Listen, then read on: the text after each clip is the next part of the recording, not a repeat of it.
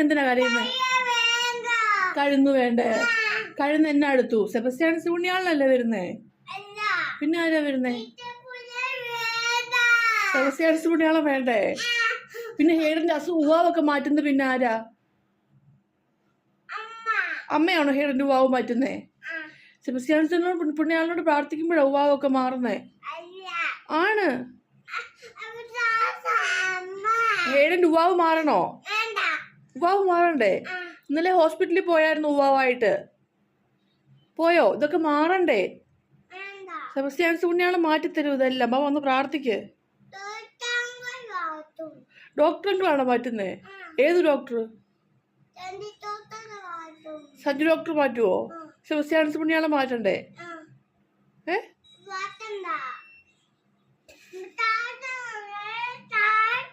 വന്ന് പ്രാർത്ഥിക്കാൻ.